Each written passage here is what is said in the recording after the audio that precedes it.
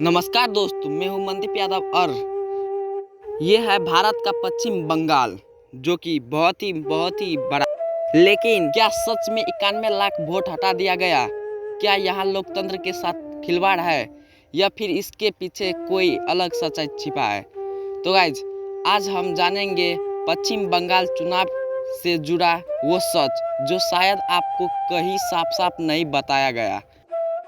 Social media और कुछ report में दावा किया गया कि लगभग 91 लाख 9.1 मिलियन वोटर्स को सूची से हटा दिया गया। लेकिन सवाल ये है, क्या ये अचानक हुआ? क्या ये किसी साजिश का हिस्सा था या फिर ये एक नियमित प्रक्रिया थी?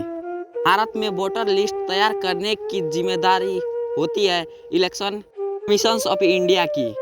हर साल रिवीजन होती है जिसमें नए वोटर जोड़ जाती है, मृत्यु लोग के नाम हटाई जाती है, डुप्लीकेट एंट्री हटाई जाती है, जो लोग शिफ्ट हो गए हैं उनके नाम हटाए जाते हैं। प्रक्रिया को इलेक्टोरल रोल रिवीजन कहा जाता है।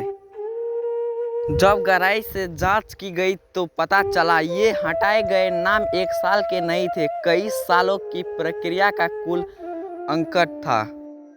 इनमें शामिल थे डुप्लीकेट नाम, मृत्यु वोटर्स और दूसरे राज्यों में शिफ्ट हुए इंसान का वोटर लिस्ट। मतलब यह एक कंटिन्यूस क्लीनिंग ऑफ प्रोसेस था। भारतीय जनता पार्टी ने सवाल उठाया कि वोटर्स को जानबूझकर हटाया गया। वही ऑल इंडिया तृणमूल कांग्रेस ने इसे गलत और भ्रामक बताया।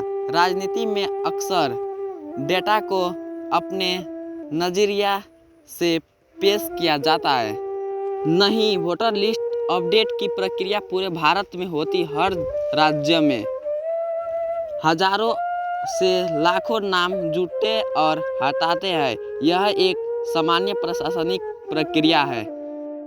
आज के समय में एक संख्या जैसे 91 लाख बहुत जल्दी वायरल हो जाती है, लेकिन पूरी जानकारी नहीं दी जाती है। संदर्भ छुपा लिया जाता है, डर और गुंसा फैलाया जाता है। इसलिए हर जानकारी को वेरीफाई करना बहुत ही ज़रूरी है, बहुत ही। अगर आपका नाम वोटर लिस्ट में नहीं है, आप ऑनलाइन चेक कर सकते हैं, नया आवेदन कर सकते हैं, सुधार कर सकते हैं। यह सब इलेक्शन कमीशन ऑफ इंडिया की वेबसाइट या ऐप से संभव है। तो हमारा फाइनल क्वेश्चन होता है, तो क्या सच में 91 लाख वोटर्स को डिलीट किया गया? तो इसका सही उत्तर है हाँ, लेकिन एक लंबे समय की प्रक्रिया में नहीं। यह कोई अचानक या गुप्त ऑपरेशन नहीं था। लोकतंत्र मजबूत तब होती है जब वोटर लिस्ट साफ और सही हो। तो अब हम बहुत ही महत्वपूर्ण विषय पर चर्चा करने जा रहे हैं। भारत सरकार के अच्छाई और बुराई क्या है? तो चलो गाइस चलते हैं। भारत एक लोकतंत्र देश है जहां सरकार का प्रमुख उद्देश्य जनता की सेवा करना और देश का विकास करना होती है। पिछले कुछ वर्ष में भारत सरकार ने कई क्षेत्रों में उल्लेखनीय कार्य किए हैं, लेकिन साथ ही कुछ चुनौतियां और कमियां भी सामने आया है। सबसे पहले बात करते हैं अच्छे पहलुओं की। भारत सरकार ने डिजिटल क्षेत्र में काफ़ी तेज से विकास किया है। डिजिटल इंडिया अभियान के तहत आज कई सरकारी सेवाएं ऑनलाइन उपलब्ध है, जिससे लोग का समय और मेहनत दोनों ही बच रहे हैं। आज लोग घर बैठे ही बैंकिंग, दस्तावेज और अन्य सेवाओं का लाभ उठा रहा है। इनके अलावा इंफ्रास्ट्रक्चर के क्षेत्र में भी काफ़ी सुधार हुआ है। देश में नई सड़कें, हवाई रेलवे लाइन और हवाई में उड़ने वाला निर्माण तेजी से हो रहा है। इससे व्यापार क्षेत्र और रोजगार के अवसर बढ़ते हैं। सरकार ने स्वास्थ्य क्षेत्र में भी कई महत्वपूर्ण योजनाएं शुरू की है, जैसे गरीबों के लिए स्वास्थ्य बीमा योजना, जिससे लाखों लोग को इलाज की सुधार मिल रही है, शायद से वो मुझे मालूम नहीं। कोविड-19 महामारी के दौरान भी सरकार ने टीकाकरण अभियान को सफलपूर्वक चलाया, जो एक बड़ी उपलब्धि मानी जाती है। शिक्षा के क्षेत्र में भी सुधार के प्रयास किए गए हैं। नई शिक्षा नीति के माध्यम से शिक्षा को अधिक व्यावहारिक और आधुनिक बनाने की कोशिश की गई है। डिजिटल शिक्षा और ऑनलाइन लर्निंग को भी बढ़ावा मिल रहा है। इसके साथ ही सरकार ने मेक इन इंडिया और स्टार्टअप इंडिया जैसे योजनाओं में माध्यमिक युवाओं को रोजगार और उद्यमिता के अवसर देने की कोशिश की है। इससे देश को अस्तित्व को मजबूत मिल रहा है। अब बात करते हैं कुछ चुनौतियां और बुरे the bad side of prime minister of India के बारे में। तो चलो गाइस, सबसे बड़ी समस्या जो अभी भी बनी हुई है वह है भ्रष्टाचार। कई सरकारी विभागों में भी आज भी पारदर्शिता की कमी देने को मिलती है, जिससे आम जनता को परेशानियां और सामना करना पड़ता है। बेरोजगारी भी एक गंभीर मुद्दा है। लाखों युवा हर साल नौकरी की तलाश में निकलते हैं, लेकिन कभी वो नौकरी पे जा ही नहीं पाते हैं कि भारत के बेरोजगारी के कारण। इसके अलावा महंगाई भी एक महत्वपूर्ण समस्या है। रोजमर्रा की चीज़ें के दाम बढ़ते जा रहा है, जैसे कि अभी के टाइम में पेट्रोल, दूसरे देश के झगड़ा के कारण हमारे देश में पेट्रोल इतना महंगा है, खासकर मध्यम और गरीब परिवार के लिए।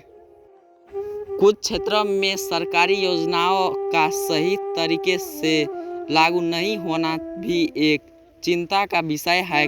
कई बार योजनाएं तो बनती है, लेकिन उनका लाभ सही लोगों के पास नहीं पहुंच पाती है। पर्यावरण से जुड़ी समस्या भी बढ़ती जा रही है। प्रदूषण, जैसे कि दिल्ली में अभी पोल्यूशन इतना है, क्या बोलूँ। नेक्स्ट वीडियो देखना मेरा, इससे पहले अपलोड हुआ, उसमें मैं कहा हूँ।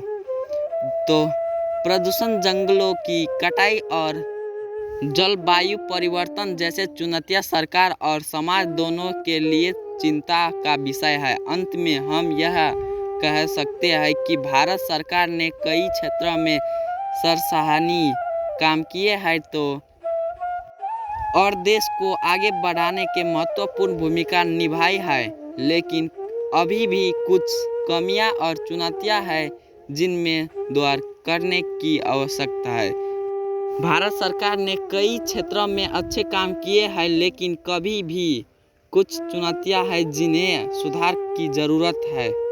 भारत सरकार ने डिजिटल क्षेत्र में काम तो किया है, लेकिन काम हो रहे हैं कि वो पता नहीं किसी को, लेकिन किया तो है, इतना ही न्यूज़ में आता है किया है। कुछ क्षेत्रों में सरकारी योजनाएं का सही तरीके से लागू ना होने भी एक चिंता का विषय है। कई बार योजनाएं तो बनती है, लेकिन उनका लाभ सही लोग तक नहीं पहुंच पाता है। परिवर्तन से जुड़ी समस्याएं भी बढ़ती जा रही है। प्रदूषण, जंगलों की कटाई और जलवायु परिवर्तन जैसे चुनौतियां सरकार और आम जनता को चिंता में डाल रहा है। हमारे सरकार को दिल्ली के पोल्यूशन पे भी बहुत ही बड़ा काम करना पड़ेगा, वरना दिल्ली शहर हमारा नहीं रह पाएगा और हमको भी बहुत ही झेलना पड़ेगा। अंत में हम यह कह सकते हैं कि भारत सरकार ने कई क्षेत्रों में सराहनीय काम किए हैं और देश को आगे बढ़ाने में महत्वपूर्ण भूमिका निभाई है, लेकिन अभी भी कुछ कमियां और चुनौतियां हैं जिनमें काम करने की आवश्यकता है। परिवर्तन से जुड़ा समस्या भी बढ़ती जा रही है। प्रदूषण, जंगल की कटाई और जलवायु परिवर्तन जैसे चुनौतियां सरकार और आम जनता को एक दिन भोगना पड़ेगा। और मैं लास्ट में ये कहना चाहता हूँ, एक ज़रूरत नागरिक के रूप में हम सभी अपनी जिम्मेदारी को समझना चाहिए और देश के विकास में योगदान देना चाहिए। तो इसका मतलब हुआ हम भी अपने देश को आगे बढ़ने में सहयोग करेंगे और प्रदूषण को कम करेंगे। हम खुद से काम करेंगे, सरकार पे नहीं टिका रहेंगे, खुद से काम करेंगे। आप सब भी प्रॉमिस करो, आज से अपना देश खुद से बनाएंगे। तो गाइज आज के लिए बस इतना ही। अब आपसे मिलता हूँ किसी नेक्स्ट टॉपिक पे, तब तक के लिए बाय गाइज, धन्यवाद।